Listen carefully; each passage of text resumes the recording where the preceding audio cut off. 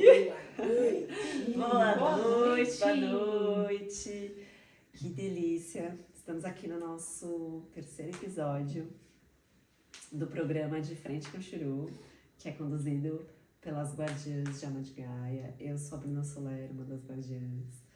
E hoje, mais uma vez, aqui dando sequência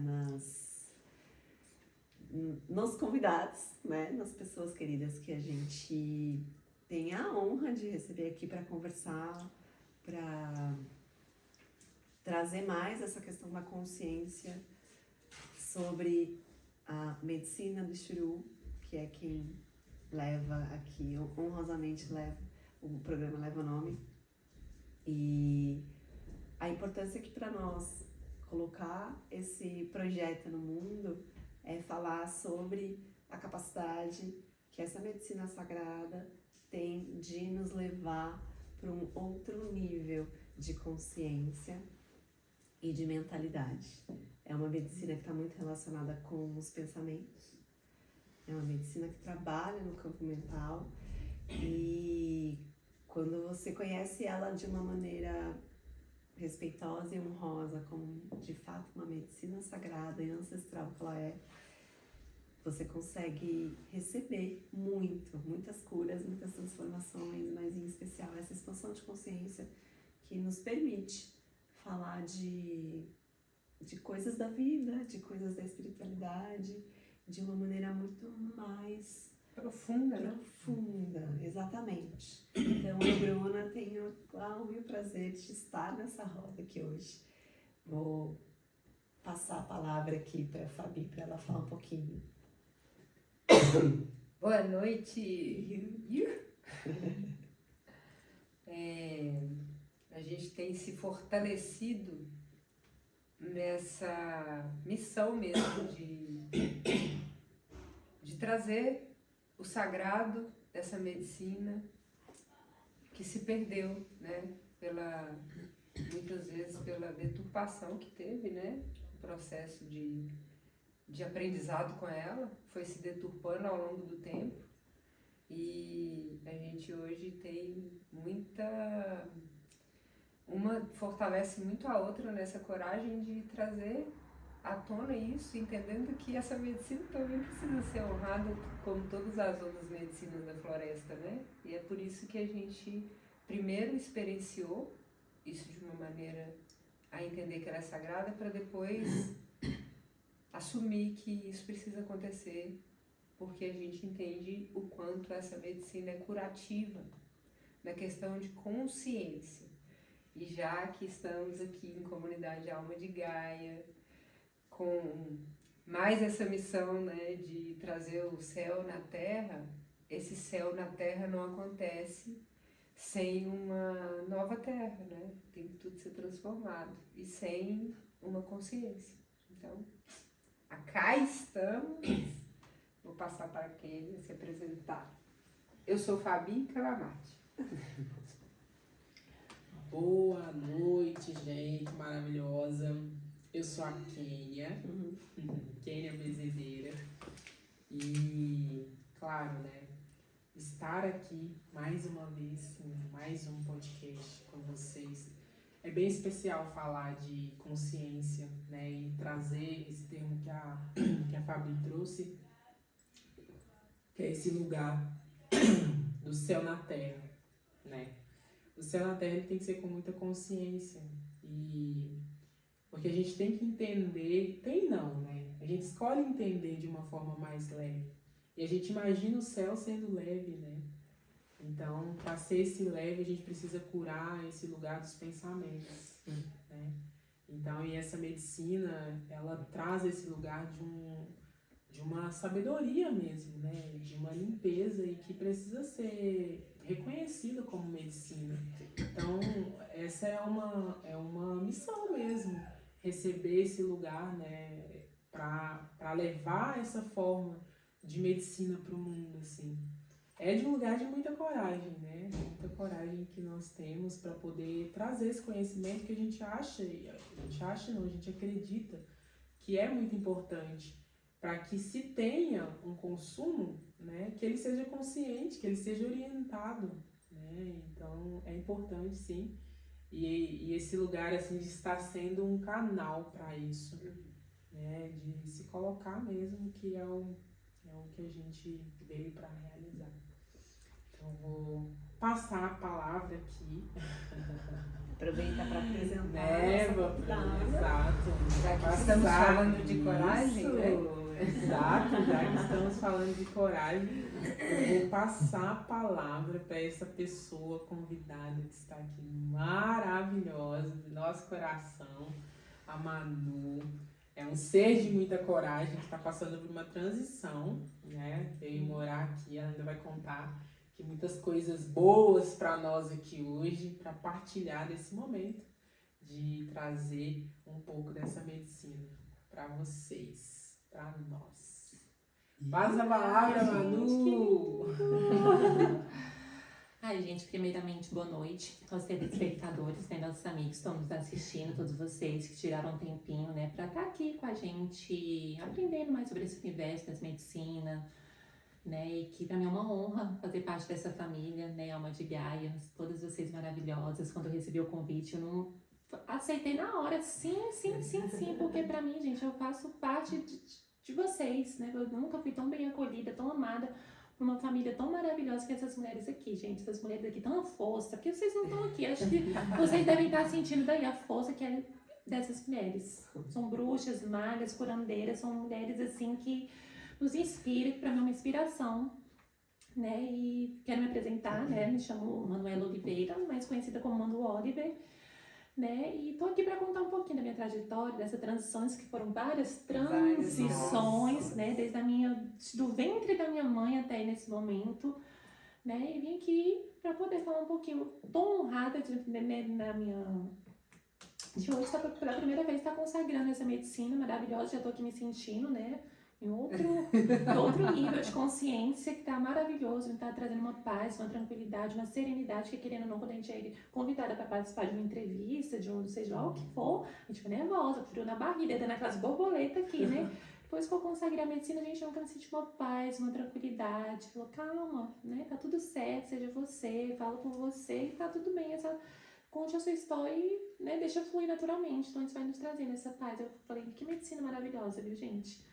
Gratidão pelo convite, né? E tô aqui preparada pro que deve né? Sou de vocês hoje. Só. Passa a palavra.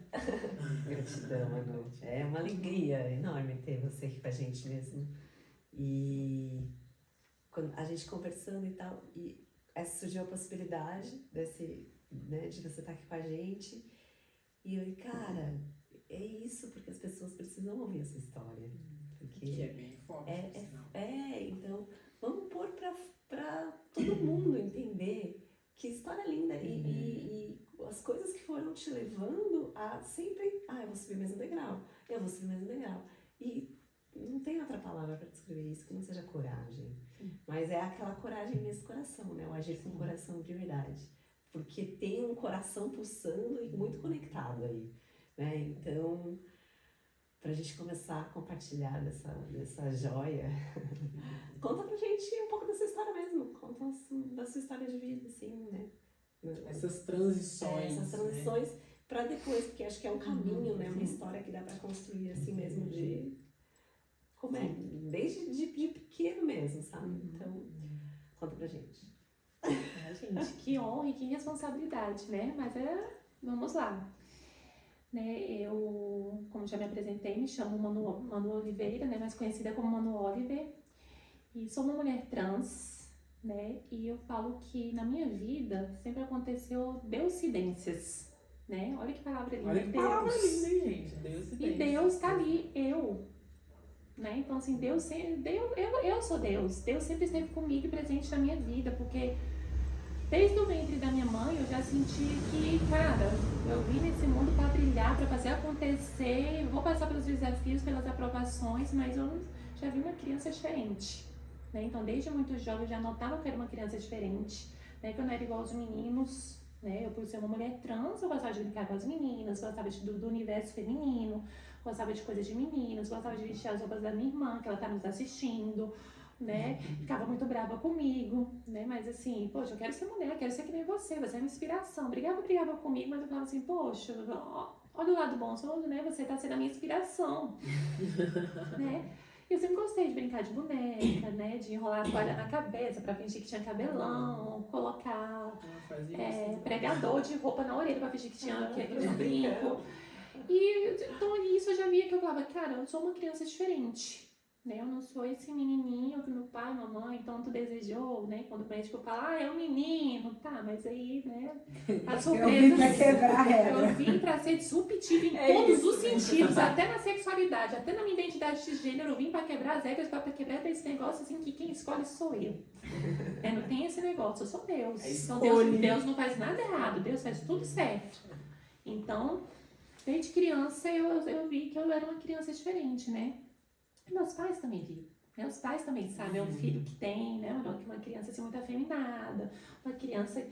Finge que não quer ver, né? Finge que não querem ver, colocam aquela lente, né? E falavam assim, será? Ai meu Deus, que saiu os amigos do pai, a vizinhança, essa criança não tá muito afeminada não, ó, tá vozinha de mulher, ó, com as unhas grandes, e esse cabelo crescendo, corta esse cabelo que o homem tem que ter o cabelo curto.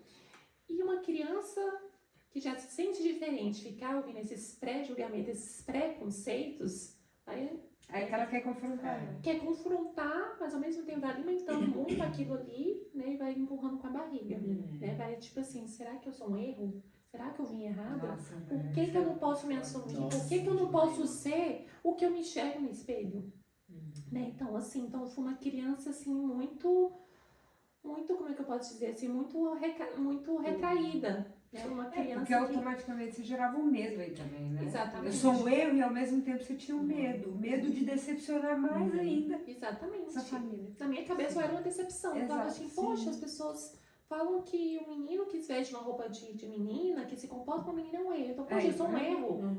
Né? Poxa, como assim? Mas não sabe nem como explicar isso, né? Porque não tinha. Exatamente, uma criança muito jovem, simplesmente eu era eu. Eu tava sendo eu tava vivendo a minha essência que eu vim pra viver. Então, uma criança muito jovem ali, sempre no meio das meninas e tudo.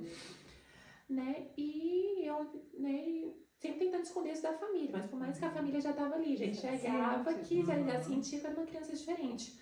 Até que chegou o ponto, né, de infelizmente eu passar por uma violência sexual muito forte, que eu não falo que é abuso, né, foi um estupro mesmo, passei por um estupro, uma violência, né, que gerou feridas na minha alma, feridas no meu corpo, no qual durante muitos anos da minha vida veio me perpetuando muitas dores na alma mesmo, sabe? De ter medo do mundo, de ter medo dos homens, de ter medo das pessoas, de não acreditar nas pessoas, de eu virar aquela pessoa assim, uma morte em vida. Eu vivia como um zumbi. Eu sou um erro, as pessoas só abusam de mim, as pessoas só judiam de mim. Aí vocês imaginam uma criança, passar por esse estupro, passar por essa violência, não ter com quem falar, ser ameaçada, se você falar, eu vou matar a sua família, se você falar, eu vou matar você. Então eu já tinha dor de não poder assumir quem eu era. E ainda passar por uma violência sexual muito profunda. Isso é ameaçado, né? Isso é ameaçado, então isso me causou muitos medos, porque eu pensava assim, se isso chegar no ouvido do meu pai, ele vai dar uma surra, vai me espancar, e eu já estava com a dor do medo ali e da violência que eu tinha sofrido. Então, durante muitos anos, durante muito tempo, né, hoje eu consigo falar dessa história sem chorar, gente, porque eu já falei tanto dessa história e já me curei tanto, que hoje eu consigo falar sem vir naquele... de culpa, de dor, sabe? Essa dor tá ali guardada. E é muito louco que tu carregava uma culpa. Exatamente. Porque quando você pensa assim, eu te falo no microfone. Porque quando tu pensa assim, eu não posso falar não, senão meu pai vai me espancar. Veja bem, o medo que você tinha era como se o estupro que você sofreu, tu fosse a culpada para ele acontecer. Exatamente. A culpa, ela é muito persistente, assim. E principalmente para todas as pessoas, né, que já passaram por algum abuso, né, e principalmente quando ele é físico, a sensação de que você é culpada é um negócio absurdo, assim, sabe? Não sei o porquê, mas é uma culpa que a pessoa não sabe explicar. É como se você tivesse provocado, né? Porque em momento algum a vítima ela consegue pensar que ela não é culpada.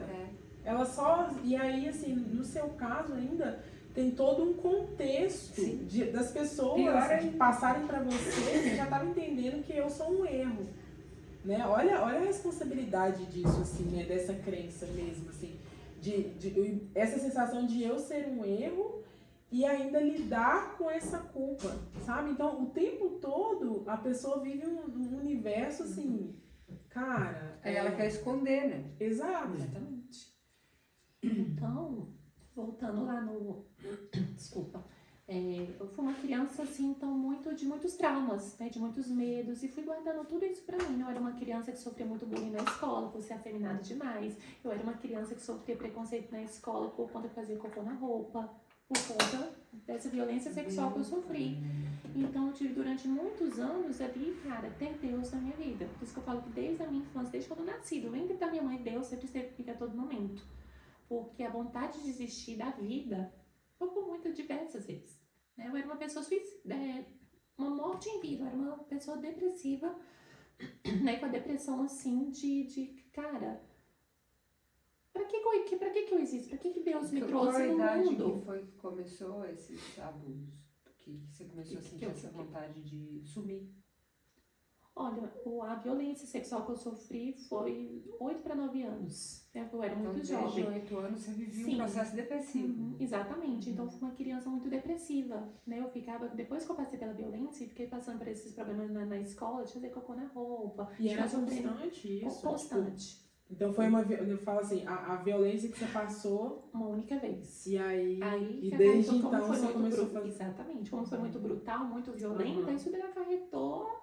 Né? E você em silêncio? Em silêncio, né? Tive que ficar em silêncio. Eu falei assim, como uma criança que já tem tanto medo da família por não poder se assumir o que ela é, passar por uma violência dessa, cara, vão me bater porque vão pensar que eu fui a causadora. O que você tá fazendo lá? Por que foi nesse local?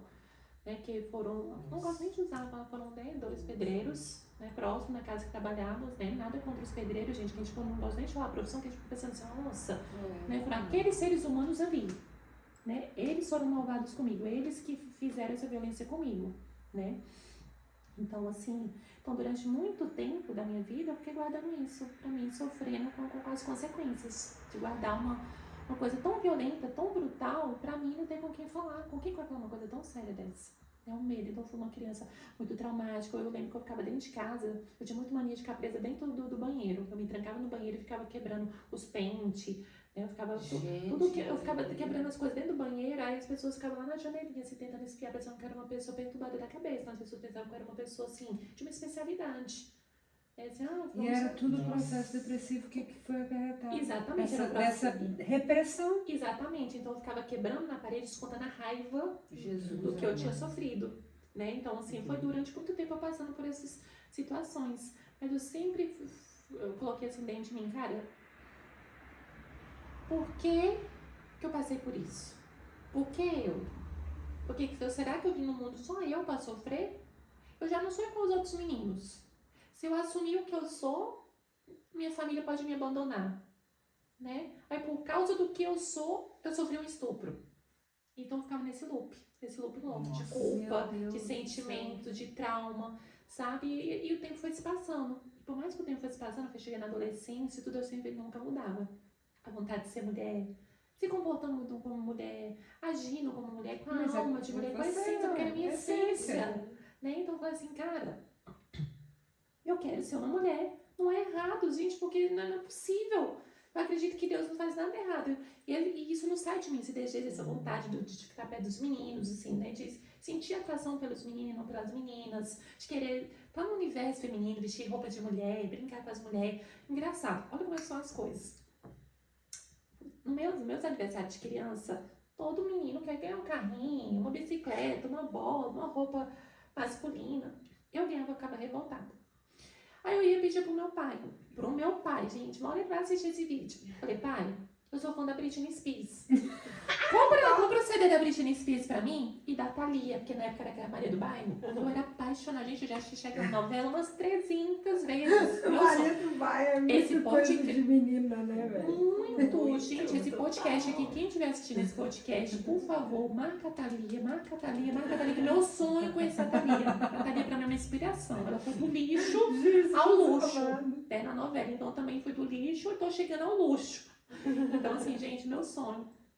Façam esse podcast viralizar. Façam chegar na Thalia. A Thalia vai uma hora me conhecer. Por favor, eu sou fã número 1 da Thalia. Então era uma inspiração pra mim. A Thalia era minha melhor amiga de muita gente não tem amigo imaginário. A Thalia, eu ficava no quarto, de porta fechada, dançando as músicas dela e conversando com ela como se a Thalia estivesse na minha frente. Então, Jesus. eu estou Olha concluindo aí, isso, Thalia. Thalia, você já pode ser pra morar na minha frente. Me dá um abraço, um beijo, que eu sou sua fã número 1.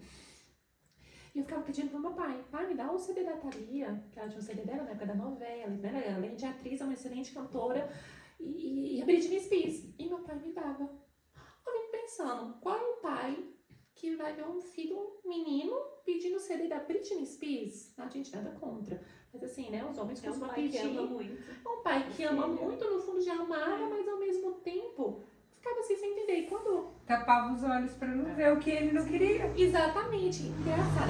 Aí acabava me dava o CD da Britney Spears, me dava o CD da Thalia, chegava em casa e mandava eu dançar. Ai, olha, gente, Incentivava. eu não tenho vergonha de falar meu nome do passado, eu me chamava Felipe. Né? Então, quando meu pai chegava em casa, falava, Felipe, dance pra gente, olha como é que ele sabe dançar a música da Maria do Bairro. Aí eu colocava lá no toalha na cintura e ficava requebrando a música da novela, Maria do Bairro, eu sou. A família ficava me aplaudindo, achando aquilo uma maravilha. Um pai, outro pai, poderia ficar com ódio, dar uma surra, mandar se esconder, passando vergonha. Apesar que eu já sabia que o pai era bem preconceituoso. E por isso que depois que eu fui encaixando esses pingos nos is, eu falei, gente, beleza. O tempo foi passando, a vontade de ser mulher foi aumentando, né? Cheguei na adolescência e tudo, falei assim, cara, não dá mais pra esconder quem eu sou. A vida tá passando, a vida é um trem-bala, né, gente? Eu tenho que ser o que eu sou, sabe? Eu quero ter peito, eu quero me olhar no espelho e me sentir uma mulher, eu quero, sabe, assim, ser igual as mulheres. Aí na época tava muito em alta, a Roberta Close, que é nos programas do Silvio Santos, do Gugu, Roberta Close maravilhosa também, vai assistir esse podcast um dia, logo mais, né? Eu falei, gente, aí quando o Silvio, eu lembro como se fosse hoje, eu tava deitada no colo da minha avó, da minha avózinha, assistindo o Hebe Camargo, e a Roberta Close entrou, né? E foi contar a história dela, como se fosse um arquivo confidencial igual do Faustão. Quando ela falou que já tinha sido um menino, eu falei, isso pode? Então é isso que eu sou. Se ela pode... Tô toda arrepiada. Se ela pode... Gente, ela nasceu um menino e se transformou numa mulher. Você não conhecia ela? Eu não conhecia. Eu falei, então eu também quero ser igual a ela. Então eu também posso ser igual a ela. Como é que eu faço? E na época não tinha né, essa tecnologia que tem hoje, já tinha aquele computadorzão bem grandão e tudo, que era na época de fotolog, flogão, essas coisas assim, né? Fecha um Google. Google já, né, existe. Como se tornar uma mulher, né, não travesti, né, tudo assim, tudo. Aí falou, tem que tomar os hormônios e tudo, né? E na minha rua existia uma travesti que eu conheci, né? E eu já achava, admirava ela, bonitona, viajava à Europa, Estados Unidos. Falei, gente, quero ser igual a ela, é isso, esse é meu sonho. Aí ela tinha um amigo na farmácia, né, que ela me passou. Gente, é errado, não façam isso. Procurem um médico, façam tudo certinho, porque eu fui louca mesmo.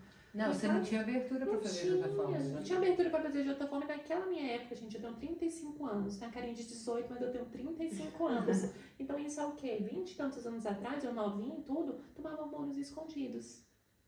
Até começar a tomar hormônios escondidos, que são um perigo para a saúde. Não façam isso, façam acompanhamento médico, tenham responsabilidade. Os seios começam a crescer, a pele começa a mudar. Isso tudo dá ainda sem falar E nada. Ou você já me tinha... pegou. Eu já tinha... A família já sabia o que eu era, né? Mas ainda Mas não ainda tinha não falado tinha da minha jogado na boca. mesa. Exatamente. Mas como eu já sabia que o trem, o caldo ia entornar, Você falou, vou o resolver cabelinho isso. já começando a crescer e tendo que usar aquelas blusonas que os peitinhos começam a apontar, quando Gente os hormônios do fazem essa céu. transformação no nosso corpo físico. Cheguei na minha irmã, aí falei, gente, mana, eu tenho que te contar uma coisa. Aí ela olhando assim pra mim, ela falou que ela já desconfiava, mas ela ainda brincou comigo. Tu vai ser pai? Eu antes fosse isso. Ah, então fala logo, porque ela já sabia que eu ia falar, né? Eu sou gay. Aí ela olhou assim pra mim, eu lembro como se fosse hoje. Lembra, Amanda? Você tava passando shopping para uma festa com seu namorado que você tinha acabado de conhecer. Quase acabei com o seu rolê, né? Porque ela ficou em choque. Olha, aquele choque assim, já sabia o que era, mas quando escuta da nossa boca é outro baque. É totalmente diferente. Nossa, gente do céu, veja a cena. Aí ela ficou assim, gente, mas como assim? Tudo é por isso que você ficava usando minhas roupas, né? Por isso que você ficava vestindo minhas calcinhas, né? Por isso que minhas roupas sumiam. Então, agora eu entendi tudo. Eu tenho certeza que você é gay mesmo? Ali que virou minha chave. Então, minha irmã já tinha entendido que eu não era um gay. Eu não queria falar da palavra gay, eu queria falar, eu sou uma mulher. Mas na minha época, uma criança vai chegar para um pai, para uma informação familiar, também era né, e falar assim, eu sou uma mulher. Não, começa aos poucos. Eu pensei quando eu fosse me assumir, eu falei, agora é bi. Essa mentira, Ô, Maru, fake news. naquela época tinha essa... Naquela época já tinha essa informação de transexualidade, de tudo? Ou era muito sutil? Muito velado. Porque eu vejo que talvez não tenha sido nem por você querer falar que era bi. Talvez você não sabia nem o que você era por não ter informação. Exatamente. Eu sabia que eu era uma menina, né? Mas assim, pelo medo do preconceito familiar e tudo que eu vi, porque meu pai sempre foi muito machista, muito homão, machista e tudo, quando passava uma travesti na televisão, homossexual, passava mais homossexual, porque como você falou, naquela época das transexuais era muito velado. Né? Que eu não tinha a tecnologia que tem hoje, é que era mais velado ainda mesmo. Então quando meu pai, a gente via muito homossexuais, né? Sim. E meu pai criticava essas pessoas de uma maneira muito... E o preconceito né, era o muito maior. preconceito, eles falavam na minha cara, ai, Deus que tem um filho desse, misericórdia, ele é uma vergonha pra família, isso é uma aberração pra família, na minha frente. Então imagina o meu Já era medo. Mano, mas já era pra você entender. Exatamente, já era tipo assim, né, ó, não vai inventar não, É isso viu? aí. Tipo assim, mas cara, eu fui corajosa, por isso que eu falei, né, a gente começou aqui esse podcast falando, coragem. Essa pessoa que a gente convidou hoje é uma pessoa extremamente corajosa, e sou, gente. Sentei com a família, peguei minha irmã, ela falou, gente, o segundo passo agora, mano, vamos assumir pra família. Vamos assumir, reunimos a família e tudo. Eu lembro que foi minha avó, minha madrasta, meu pai. Nossa, Não, reunião familiar. Minto. Um dia antes a gente se assumiu primeiramente pra minha mãe. Mas Ah, quando tá. eu, pra minha mãe, É porque eles moravam juntos. morar já eram separados. Quando eu sentei pra minha mãe e falei, mãe, sou homossexual. Eu lembro que as lágrimas dela caiu, ela já sabia que eu ia falar, porque a mãe é mãe, assim, sabe? Tipo, a gente nunca engana uma mãe, gente, não adianta. Você que tá aí assistindo, não pensa que você tá enganando sua mãe, porque não tá, não. Qualquer coisa que seja, sua mãe sabe melhor do que você. Meu filho, eu já sabia. Eu só quero que você seja feliz. Muito feliz, e mamãe sempre vai estar com você. A única coisa que mamãe vai te pedir do fundo do coração, nunca vista uma roupa de mulher. Nunca transforme o seu corpo. Foi a maior facada que ela podia me dar. Puta merda. Aceito, mas da minha forma. Aceita mais a minha forma, sem desmodificar o seu corpo. Sabe por quê? Porque, igual você falou agora, eu já sabia. Já sabia. Ela já Ela sabia o que eu conhece, realmente ela conhece a queria. filha dela. Ela sabe que eu não queria falar que eu era homossexual. Ela sabe muito bem que eu queria falar, sou uma mulher. Quero me tornar uma mulher. Né? Então, assim, como é um baque muito forte com a mãe, e entendo que é muito difícil para os pais também, a gente, somos LGBTs, né? A gente tem que entender que também é um processo para os nossos pais. Né? Porque nossos pais, quando tem um filho homem, uma filha mulher, eles projetam todo meu filho vai ser macho. É tudo, vai ter não sei quantos Vai ter não sei filhos. quantos filhos. É a cultura machista na qual vivemos. E a mãe também, de uma certa forma. Eu falei, não, mãe, tudo bem. Né? Abracei ela, tudo fica aquele chororô, toda aquela novela, Maria do Bairro. Né? Eu abracei ela assim e falei, tá bom, mãe, sonha, que eu não vou vestir uma roupa de mulher. Mal ela sabe que eu vesti as dela horrores. Beleza, partimos pro próximo passo. Meu pai, no outro dia, reuni a família, né, paterna, pai, tio, madrasta, minha avó e tudo. Nossa senhora, aí é mais difícil. Foi a maior dor, assim, que eu fui assim, gente, fazendo cocô na roupa de tanto medo. Falei assim, meu pai vai me bater. Eu só ficava pensando nisso, meu pai vai me estourar a cara. Porque meu pai sempre foi muito machista, muito preconceituoso. Mas aí não teve como. Quando associou, hoje meu pai estava sentado no sofá, a minha irmã, assim, do meu lado. E eu demorando a falar, parece que alguma coisa travou. E tava todo mundo na sala reunido. Todo mundo reunido, minha família, paterna e tudo assim. Gente do céu, é muito E não assim. saía. E meu pai já com a mão assim, ó. Me olhando assim, passando a mão na O testa. que você vai inventar? Quem que você vai falar? Você tava no meio da sala? No meio da sala. Puta Assim, merda. como essa sala aqui, o pessoal Gente eu do aqui, céu. o pessoal sentado ali, e a minha irmã bem aqui. Aí você falou, quero falar uma coisa. Minha irmã, porque eu não conseguia falar, eu gravei. Imagino, A minha irmã falou, né, na época, o Felipe quer contar uma coisa pra vocês, gente. Ficou todo mundo te olhando. Gente, eu fiquei em choque, não conseguia falar, não saía. Aí foi, de repente, ela falou, fala, mano, eu tô com você. Aí segurou na minha mão. Né? E a lágrima dela já desceu, a minha irmã, né? Aí meu pai passando a mão assim na minha testa e olhando assim pra mim, gente, ele fixava o olho tão forte, assim, olhar olho comigo, que a lágrima dele desceu, antes de eu falar. Puta merda. Então meu pai já sabia o que eu ia falar. Eu falei bem baixinho, eu sou homossexual.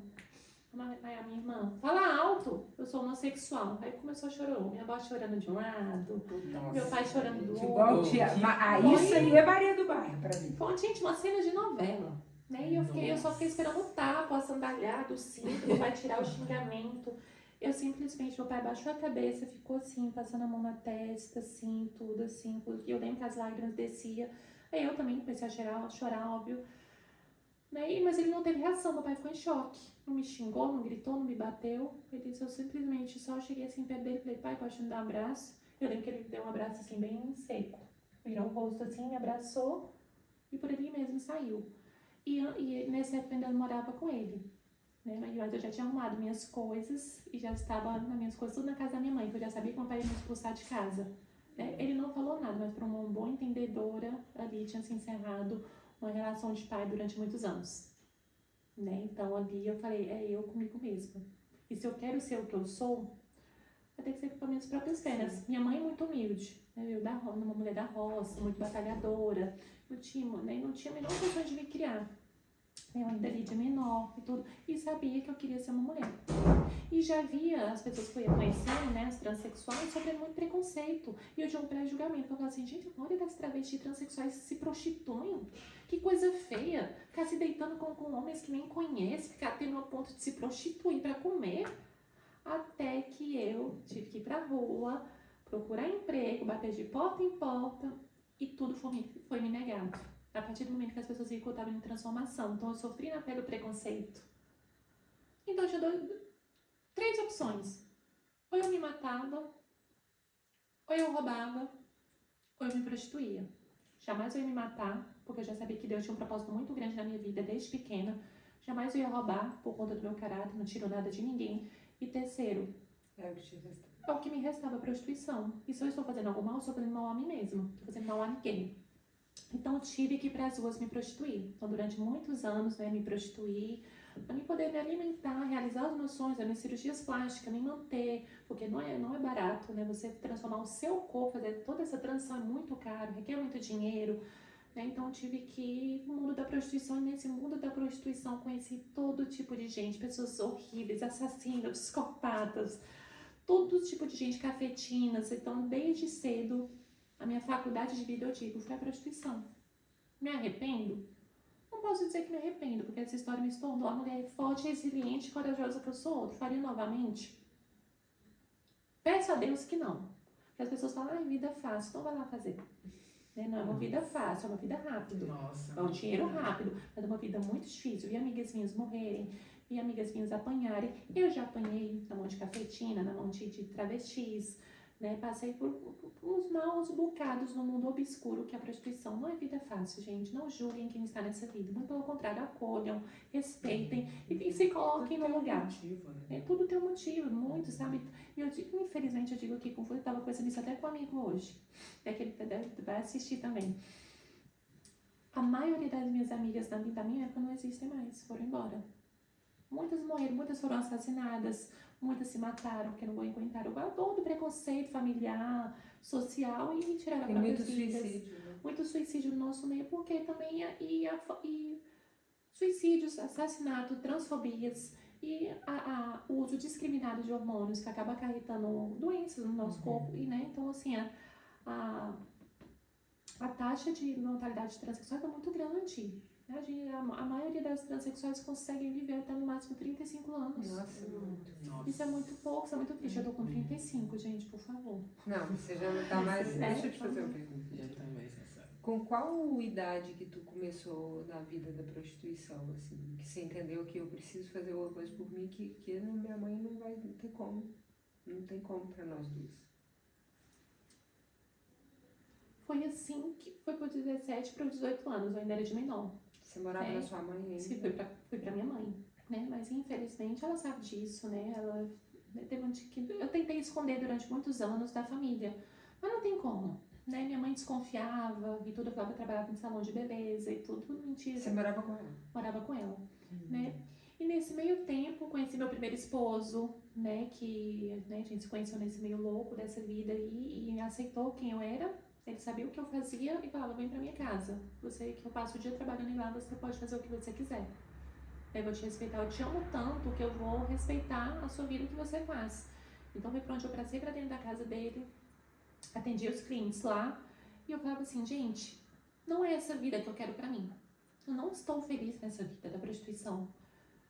Mas tudo que eu faço na minha vida eu faço bem feito. E tudo que eu faço na minha vida eu faço para poder sair daquela situação rápido, né, que está desconfortável para mim. Então, se esse é o meu meio de sobrevivência e eu quero sair rápido, então que seja melhor. Então, eu virei uma atriz, né? Fui a melhor garota de programa ali de Brasília, né? Querendo me gabar não, mas assim, me entreguei ao máximo a essa vida da prostituição, de tratar os clientes bem, de auto-me divulgar de uma forma muito marqueteira, sabe assim, para poder ganhar muito dinheiro e conseguir sair mais rápido e sair dessa vida mais rápido. Então, tipo assim, a prostituição eu fiz, nossa senhora, gente, todo tipo de trabalho ali na prostituição eu fiz, né? Principalmente psicóloga, me tornei uma psicóloga, sou formada em psicologia, porque não tem cabimento, eu fiz ali. Porque muitos clientes nos pagam para conversar, para desabafar, que não tem coragem de conversar, desabafar com um amigo, desabafar com minha esposa. Né? Então ali eu era psicóloga, então né, eu fui muito ouvinte. Né? E nessa experiência todinha que eu passava na rua, na prostituição, Deus sempre estava comigo. Deus sempre me livrou da morte.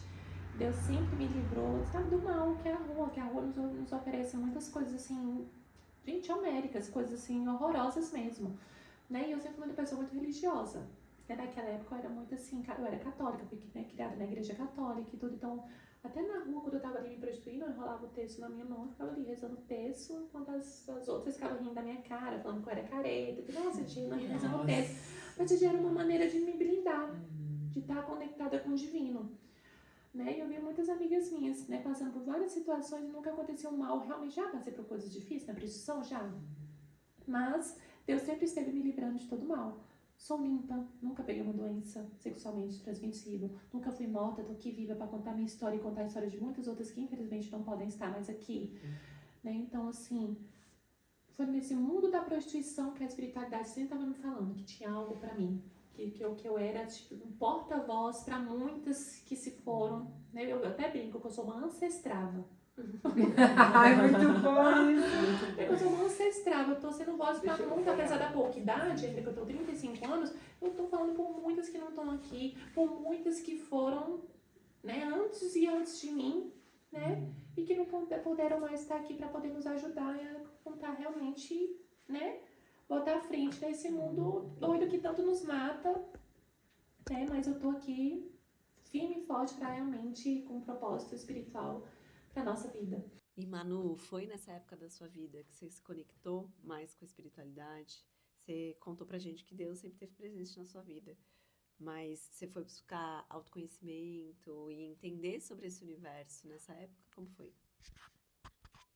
Então, como eu falei, sempre aconteceu deucidências na minha vida, né? Deus sempre esteve muito presente na minha vida, né? Mesmo na vida louca, obscura que eu levava, Deus sempre estava ali presente, conversando comigo. Né, me dando sinais, tudo eu fazendo a egípcia, não quero olhar para isso, mas precisa olhar para isso, sempre a vozinha ali, nossa voz interna, né, falando com a gente. Até que a minha irmã me apresentou o curso do Paulo Vieira, né, não sei se vocês já ouviram falar, Método CIS, né, que Paulo Vieira, um dia você assiste também, foi aí que eu comecei realmente a minha expansão da consciência, né, porque ele faz um curso muito lindo, uma imersão muito linda, né, de inteligência emocional, que é o Método CIS, são durante 3 dias, e ali foi um renascimento para mim. Ali eu vi que realmente, nossa, gente, eu posso ser o que eu quiser, além de ser uma garota de programa. Por mais que eu seja uma transexual, por mais que o mundo tente me calar, por mais que o mundo tenta fechar as portas para mim, eu posso ir além. Eu posso soltar minha voz no mundo e fazer essa minha história impactar milhares e milhares de vidas. Né? Seja o que você quiser ser, não interessa o que você é, você tem direito de ser o que você quiser ser, na profissão que você quiser ser, buscar o que você, sabe, assim, os seus desejos da alma. Porque desde criança eu tinha vontade de ser uma atriz, como a Thalia, né? Eu tinha vontade de ser modelo, eu tinha vontade de ser cantora. tudo que vocês pensavam eu tinha vontade, mas isso tudo foi roubado de mim. Ah, você não consegue, você não pode, você é muito feio, ah, você é uma criança, ah, viado no mundo artístico. Eu escutava essas palavras, infelizmente. Tudo isso foi me tirado de mim. Mas o método CIS me fez ter esse renascimento, né, comigo mesmo. Então eu falei, cara, eu posso, eu consigo, eu permito, e eu vou lutar e ser o que eu quero ser. Além de ser uma mulher trans, isso é só um detalhe. Eu posso ser uma médica, eu posso ser uma apresentadora de podcast, posso ser atriz novamente, posso ser tudo o que eu quiser, além de ser uma mulher trans, né? Então, é sobre isso. Estou na caminhada da espiritualidade já tem algum tempo, né? Nesse período também, quando eu conheci as medicinas sagradas, né? Foi no qual foi o renascimento, uma experiência surreal, que realmente foi o maior divisor de águas da minha vida. Eu me encontrei. Né? Foi daí que eu larguei vícios, que, né, porque nessa época eu bebia muito também, né? O álcool era meu aliado justamente para me poder levar essa vida que eu levava, né, gente? Noites de sono sem dormir, se envolvendo com pessoas que você não quer, tendo que atender não sei quantos clientes por dia. Então o álcool era meu aliado. Então foi através das medicinas que eu renasci das cinzas. Larguei o álcool, larguei esses vícios, larguei a prostituição e realmente fui buscar olhar para dentro de mim, fazer as minhas curas internas, por mais desafiador que seja. A reconstrução de si mesmo é muito desafiador. Né? Quando a gente escolhe olhar para dentro de si, tudo vem à tona, os traumas, os medos, os karmas. O problema é que quando você vê, não tem como desver, né? Exatamente. Então, não adianta, tem que... Né, quando a gente realmente... Ah, parou? Não, não mexe. Pode deixar. Depois você corta. Então, é isso. Né? Então, foi quando realmente eu falei assim, cara, esse é o meu propósito de vida. Soltar a minha voz. Né? A minha medicina é soltar minha voz para o mundo, curar as pessoas através da minha história. Né? A minha história é uma história de superação muito grande. Então, eu estou aqui para isso, para salvar vidas através da minha história. É muito lindo, assim. É muito lindo e é muito forte, né? Essa história.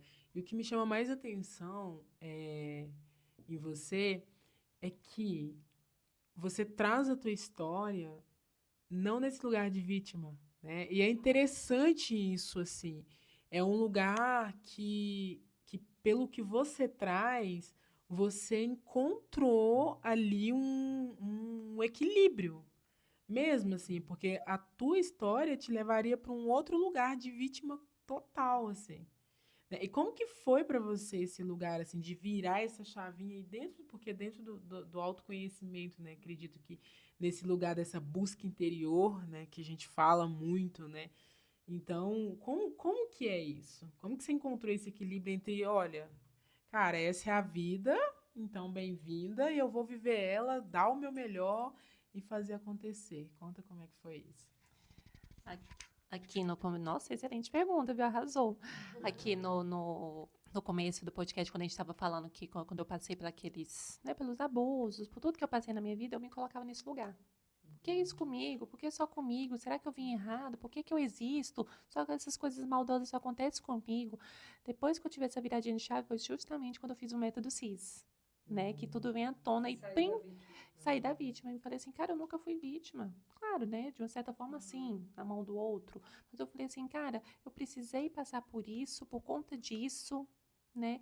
Ainda mais quando eu consagrei as medicinas sagradas. Foi aí que realmente eu fiz aquele encontro comigo mesmo, voltei para aquele lugar, né, que às vezes veio muito... Exatamente, né? Conseguir perdoar. Né? É muito desafiador falar isso aqui para vocês. Falar assim, mas perdoar quem fez o mal para você. Eu falei, gente, ou eu perdoava, ou isso ia corroer a minha alma, ia destruir por dentro. Tava machucando você. Tava me machucando muito, estava me adoecendo. Né? Então, isso foi através do perdão, da liberação, de tudo isso que aconteceu comigo, que eu consegui realmente dar essa virada de chave. Falei, opa, vamos sair do lugar de vítima, essa foi a minha história, é essa história que vai salvar muitas vidas, né, que vai impactar pessoas, milhares e milhares de pessoas no mundo todo. Quantas pessoas passam por estupro e se matam, estão na depressão suicida, não sabem o que fazer, o que falar, se julgam, se automutilam. Você não. Você conseguiu sair da dor para a superação. Né? Conseguiu ter essa virada de chave. Então, assim, hoje eu estou aqui para ser o porta-voz, né, dessas pessoas. Falar assim, gente, não desista da vida de vocês. Né? Eu sei que muitos de vocês que estão assistindo já passaram por abusos, por qualquer coisa que seja. Gente, a gente está aqui para sermos resilientes, sabe? Acreditar na nossa história, superar mesmo e fazer acontecer. né? Então, assim, a minha medicina é a medicina da voz. O que eu puder fazer por você que está aqui me assistindo, né, para poder salvar a sua vida de uma certa forma, com a minha força, com a minha coragem, com a minha história de superação, contem comigo. Que essa é a minha jornada aqui na Terra. Enquanto eu estiver nessa existência terrena, eu serei porta-voz para todos vocês. Gente, que especial, não. Que especial isso, assim. Essa convidada de hoje é muito especial. Porque trazer essa história, assim, nesse lugar tão forte e conseguir partilhar isso, né? É tão gratificante. Esse é o lance, né, do podcast, assim. A gente fica tão à vontade mesmo para ser a gente, né? E você se sente no espaço seguro de partilhar algo assim, não somente com você, mas com as outras pessoas que também vão assistir isso depois e que vão se identificar, né? E mais uma vez é esse lugar que a medicina traz a gente, né? Assim, porque esse lugar da medicina trazer essa consciência que muitas vezes são várias chavinhas, né, que vão virando. Vão se ligando, né? Exato. Tu contou que hoje você não mais se prostitui, que isso chegou uma hora na sua vida que você viu que não fazia sentido. Mas entendendo aqui, né, pela trajetória mesmo, pelas dificuldades que tu teve antes de se prostituir e de entender que era a única maneira que você tinha de sobrevivência, a gente entende que talvez tu tenha que ter se apegado em algo que tu achava seguro para sair dessa vida. Porque deve ter sido muito difícil. Se acostumou a se manter e a providenciar mesmo diante da dor, mas providenciar tudo que era necessário. E o medo, talvez, nessa hora de consciência, de dar o passo para sair daquele lugar, pode ter levado com que tu reconectasse lá com o seu passado, onde você precisou fazer. Em que você se apegou para dar esse voto esse passo de fé, sabe? De falar, meu Deus, eu tenho muito o que fazer aqui e não vou permanecer nesse lugar. O que aconteceu? Onde tu se apegou? Eu tenho certeza absoluta, se eu não tivesse saído da prostituição, hoje eu não estaria aqui, né, contando essa minha história tão forte de superação para vocês. Porque por mais que eu tinha Deus ali comigo, era uma vida muito difícil, muito obscura, que ali ia ser meu desencarne. Né? De alguma forma, o álcool estava me destruindo, né? Então eu poderia morrer assassinada, poderia morrer com uma overdose, né? Mas Deus estava sempre ali, me cutucando, me cutucando, me cutucando, me cutucando. Mas por mais que a espiritualidade falava comigo, por mais que eu não gostava daquela vida, quem é que quer largar uma vida de luxo? Quem é que quer sair do dinheiro, porque querendo não dar muito dinheiro, né? Não posso negar isso, que a prostituição me trouxe muitos frutos, trouxe toda a minha transformação, carro, né, e tudo, e eu tive a oportunidade de viver bem. Então eu falava assim, meu Deus, eu só não gosto dessa vida, mas Deus está me cobrando para me poder fazer outras coisas, que eu sou além disso, mas como é que eu vou largar toda essa minha segurança e tudo? Foi quando realmente a minha irmã, que está aqui me assistindo, ela tinha uma lojinha, né, de e-commerce, né, e estava dando muito certo, né, ela vende roupas femininas para o Brasil todo, enviava, né, e estava começando a bombar, ela precisava de uma funcionária. E ela me fez esse convite. Quando ela me fez esse convite, eu ainda fiquei naquele loop, assim, eu falei, ai, gente, mas por mais que a minha irmã, tudo assim, ai, sabe, começar do zero, ter que, né, vir um pouquinho, ganhar um salário e tudo, assim, para quem ganha bem, né, e tudo assim. Mas é sempre que eu tentava ir do contra, Deus fazia alguma coisa comigo na rua para mim, opa, as coisas já tá começando a desandar para mim poder realmente olhar para mim, né? E me via muito o método CIS que eu participei, né? Então foi quando eu entrei de fundo, né? Larguei a prostituição, né? Minto. Passei uma temporada. Falei, mana, eu vou trabalhar com você até quando eu juntar um bom dinheiro na prostituição. Né? Fiz igual o filme da Bruna Surfistinha, né? Coloquei ali que eu tinha, gente, eu tinha até um caderninho que eu anotava tantos clientes que eu já, não vou falar aqui, né, gente? Não sei se vou ficar de boca aberta, porque eu já atendi na vida. Mas nesse dia eu falei assim, eu vou atender tantos até eu juntar uma boa grana para me poder sair da prostituição. Então eu ficava coligando pra minha irmã, às vezes trabalhava de dia com ela, à noite, né? Até que no dia que eu juntei, eu falei, cara, é isso. Investi, ajudei ela até na elevação da loja, que durou muitos anos, a gente trabalhando juntas e tudo, que foi daí que eu comecei. a minha jornada na espiritualidade, inteligência emocional, estudando curso, fazendo cursos e tudo. Aí tudo que vira- você guardou e gastou em Nossa, autoconhecimento. em autoconhecimento, né? Em curas e curas e curas. Virei uma bruxa, gente. Hoje eu sou uma maga, eu sou uma curandeira, porque, gente do céu, que eu comecei a entender. Agora eu entendi o porquê que eu vim esse mundo. Tive que passar por isso, fui isso, precisei fazer isso para poder chegar até aqui. Justamente para ser cura para vocês, para ser porta-voz para vocês, né? Então hoje eu entendo o porquê que minha história foi tão difícil, tão desafiadora, tão monstruosa de uma certa forma, mas para chegar até aqui, né, e ser esse espírito de luz na vida de vocês. Essa mulher é alegria, né? E isso é um bom ponto. Você estava ali falando antes, e ela te trouxe onde você se agarrou. E eu acho que é muito isso, assim, porque você é uma pessoa muito alegre. E a frequência da alegria é a frequência mais alta que tem. Então, quando você está alegre, não vai dar ruim. Não vai dar ruim, porque você já está vibrando no melhor lugar que está. Então, o que dá errado está dando certo, né? E esse é um ensinamento difícil para a gente ter na vida, né? A Fabi tem trazido bastante isso, a gente tem falado muito disso agora. Tudo está como tem que estar. E hoje é assim e sempre foi assim. Então, Deus é tão grande e é tudo tão perfeito, a gente é filho de Deus. Então, não tem nada que aconteça na nossa vida que não seja para um bem maior depois, né? A gente tem livre-arbítrio e tudo, mas tudo está como tem que estar. Inclusive, o que naquele momento parece terrível, ele está onde tem que estar, porque é isso que vai te dar uma alavanca para você chegar onde você tem que estar, para você fazer o que tem que fazer. E a energia da alegria, ela leva tudo lá para cima. Então, não tenho dúvida que uma boa coisa também que te sustentou, né? Foi tua fé que sustentou tua alegria. E essa vibração de alegria te colocou para caminhar mesmo, para conseguir chegar aqui. Porque é o que você falou, a missão é grande. E ela é sempre grande. E a gente sabe quando ela tá aqui, é uma luz que está aqui pendurada, assim, né? Não tem como desconectar essa luz. Você pode fingir por um tempo que ela não está lá, mas ela está ali. Então, quando esse chamado vem, alguma coisa acontece para que a gente de fato se renda, né? Se renda para ouvir o chamado. E ser trabalhador da nova terra, né? Como a gente costuma dizer. É muito louco, né? Que a gente sempre fala aqui em casa. A gente tem trazido muito essa coisa da frequência da alegria, mas a gente também tem trazido para entendimento como que a frequência da não alegria interfere nos processos. E diante da história toda que tu contou, a gente confirma isso com nitidez, porque quando você era aquele menino reprimido, que não podia ser quem você queria, que você trouxe aqui que eu vivia um processo de quase morte. Olha quanta coisa aconteceu. A frequência que tu carregava em ti era uma frequência ruim. Você estava insatisfeito. Como menino, você era reprimido, você tinha medo o tempo todo.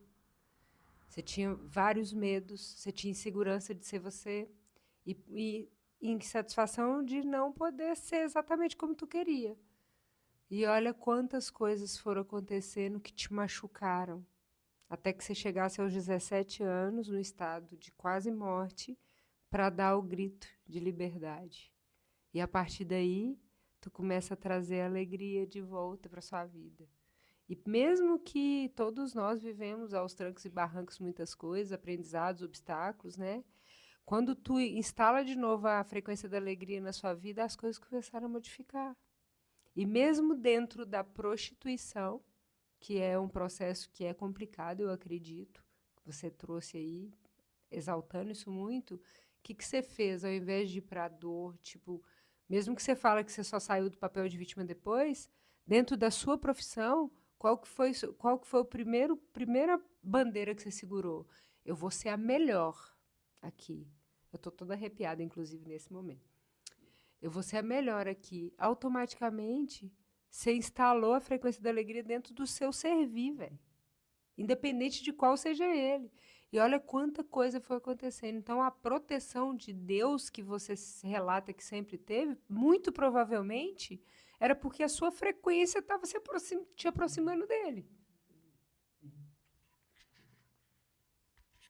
Nossa, gente, que forte, viu? E fica aqui passando um filme, vai passando a retrospectiva. Eu vou voltando lá no passado, né, fazendo aquele filme, rebobinando a fita, né? Eu sempre brincava, desde jovem, que a atriz, né, depois que eu passei pelos processos e tudo, eu sempre fui uma pessoa assim, muito palhaça. Eu tentava tirar da dor alguma coisa assim para alegrar e para poder seguir em frente. Porque se realmente eu me entregasse ao vitimismo, se eu me entregasse à dor, eu tinha me matado. Porque eu tinha tudo para dar errado. Eu tinha tudo para ser uma pessoa suicida, uma pessoa para ter tirado minha vida, né, para ser uma pessoa realmente depressiva. Mas gente, Deus, você foi tão presente na minha vida, e qual a frequência da alegria e do amor mais poderoso? A frequência de Deus. Então, Deus sempre agiu muito profundo e forte na minha vida. Então, todos os lugares que eu passei, todos os lugares que eu frequentei, eu era rocha para todo mundo, né? Então, sempre ali no meio da prostituição, tinha meninas brigando, eu ia lá, apaziguava. Ai, tinha meninas que queriam roubar. Gente, não façam isso. Gente, antes de sair para a rua, vamos fazer uma oração. Gente, vamos sentar na mesa, vamos aqui partilhar a comida, vamos comer. Ai, aquela ali está passando dificuldade porque o movimento está dando para sendo pouco para ela, e a cafetina vai cobrar dela, vai bater nela, pega aqui o dinheiro, né? Finge que é seu, vai lá e paga. Então, eu sempre fiz de tudo para ver todo mundo bem. Eu sempre tirei da minha boca para dar para o outro. Eu sempre fui aquela pessoa, assim, a mãezona de todo mundo. Né? Igual fala, apesar de ser da pouca idade, eu sempre fui aquela pessoa ali que estava sempre assim na rocha de todo mundo. É maravilhoso, mas também é muito desafiador, porque eu tinha que esconder as minhas dores para poder não transparecer para o outro. Vendo amigas morrer, ver todas eles chorando, sofrendo porque a nossa amiga saiu para a rua e não voltou, que foi assassinada porque aconteceu alguma coisa, então todo mundo ali chorando, aquela frequência da tristeza, da dor, do luto. E eu também queria chorar, eu também senti pela minha amiga que não voltou, mas eu tinha que falei, cara, se eu entrar nessa frequência aqui, tudo vai desmoronar e tudo, e não posso. Então, por mais que eu não entendia muito de espiritualidade na época, mas eu já agia como tal, né? Eu falava assim, gente, não, vamos aqui, vamos tentar, vamos emanar luz, vamos, né, gente, vamos ressignificar isso daqui. Então, eu sempre fui muito rocha na vida das pessoas e esquecia de cuidar das minhas dores, né? Não foi à toa que depois também, com o tempo, eu fui pagando o pato. Né, de não ter colocado minhas dores para fora, de sempre ser uma rocha para todo mundo e tudo, foi para um lado bom, mas também teve o lado desafiador que acarretou na minha vida, né, de ter sido, né, de sempre estar colhendo as dores dos outros e as minhas. Quem olhou por mim? Quem sentiu as minhas dores? Que eu tinha que guardar as minhas para cuidar do outro. Né? Mas assim, não me arrependo porque esse é o amor de Deus, né? Jesus morreu por nós, né? Ali, então sentiu as dores por nós, então eu fui como se fosse um Cristo aqui na Terra, né? Eu já agia com a energia crística, mesmo naquela época de uma vida tão difícil que eu levava, eu já agia com essa energia crística, né? A energia do amor, a energia do acolhimento, a energia da empatia, a energia da compaixão. Então eu sempre falava para mim, aqui a tristeza pula de alegria. Eu nunca vou deixar o mal tomar conta de mim, eu nunca vou deixar a dor tomar conta de mim, eu nunca vou deixar o vitimismo tomar conta de mim, porque essa não sou eu vim para brilhar, eu vim para sorrir, eu vim para trazer alegria para a vida das pessoas, né? Então, foi nisso que eu sempre me apeguei. E é muito louco quando a gente fala que tudo está como tem que estar, que hoje tu traz um relato assim, eu tive que guardar minhas dores e depois paguei o pato. Mas às vezes isso foi só a maneira que Deus arrumou de que você não entrasse nelas e mantesse sua frequência alta para sair de onde você estava. Então, hoje você enxerga que talvez você não tenha sofrido suas dores, mas às vezes esse foi o plano perfeito de Deus mesmo, te fazer rocha para você entender que você precisava passar força para aquelas pessoas. Isso foi um plano perfeito, porque dessa forma você não ia para a frequência da dor. E aí, no momento que você estava pronta, ele te colocou nas medicinas para que você pudesse tratar essas dores todas de uma outra forma, com uma outra maturidade emocional, né? Então, é o plano de Deus, é sempre muito perfeito. Graças a Deus, né? Manu, nossa, imensa gratidão, assim, gratidão de muito coração, com muito amor, por compartilhar a sua história, que é incrível mesmo. E tenho certeza que só contar a sua história, só de ouvir você contando essa história, já com certeza mexe com muita gente. Então, gratidão pelo servir da sua voz, da sua medicina, que realmente é muito importante. E porque é um círculo muito fechado, assim, né? esse universo de quem passa por tudo isso que você passou, ainda é muito fechado. A gente já está muito evoluído nisso, mas ainda é muito fechado, ainda é muito velado, ainda tem muito preconceito. Ainda acontece tudo isso aí que você está falando, certamente acontece o tempo todo. Então, é muito importante ser a mão que estica para poder ajudar essas pessoas de alguma forma. Então, gratidão por você também ter aparecido nas nossas vidas, conhecer você Nossa. e estar junto com a gente como alma de Gaia, né? Gratidão a Maria Isis, que, né, sempre esteve ali com a gente e trouxe você também para perto. Então, muita gratidão. E o De Frente com o Chiru ficou muito feliz de ter você aqui conversando com ele, conversando através dele também, deixando ele te ajudar a fluir nessa conversa tão linda. E muita gratidão. Foi uma honra, um prazer ter você aqui. Ai, gente, eu primeiramente quero agradecer a vocês, né, por essa oportunidade linda, tanto desafiadora também, né, porque é contar a minha história, não, né, por mais que eu já contei ela 1 milhão de vezes, sempre a gente vai retornar ao passado, né, e quando a gente retorna ao passado, num passado de muitas dores, querendo ou não, vem tudo muito à tona, né, mas, assim, gente, para mim é uma honra, sendo como eu prometi que eu ia ser um porta-voz para vocês, isso aqui para mim já é né, uma cura, uma medicina assim que eu já estou trazendo assim justamente para mostrar para vocês que é possível, né? Nada está perdido, sejam vocês, né? E uma mensagem que eu vou deixar aqui principalmente para os LGBTs, gente, se unam mais, né? Se unam mais para a gente poder mudar essa nossa história no país que tanto nos mata, né? Mas que tanto nos consome de alguma forma, né? Então vamos nos unir mais. Né, ter mais empatia, amor ao próximo, né? E vocês, né, pessoas, vamos dizer, heterossexuais, se colocam no lugar do outro, né? Vamos começar a se colocar no lugar do outro, que é tão difícil, é tão fácil a gente apontar, a gente julgar, mas se coloca no lugar, né? Às vezes até como um morador de rua, você passa ali muitas vezes não ajuda, a pessoa te pede uma esmola, você finge que não escutou, se coloca no lugar daquela pessoa. É a mesma coisa uma pessoa LGBT, antes de você julgar, se põe no lugar dela, né? Eu não queria passar pelas dores do preconceito, né? Eu não queria que as pessoas fechassem as portas para mim. Eu não queria ter passado pela prostituição, né? Então, vocês acham que foi fácil eu passar por isso? Então, vamos aqui realmente deixar a frequência do amor e da alegria tomar conta do nosso ser, né? Porque a gente veio aqui nesse mundo para amar, amar e amar, né? Então, ame mais e menos ódio, né? Gratidão a todos vocês, gente.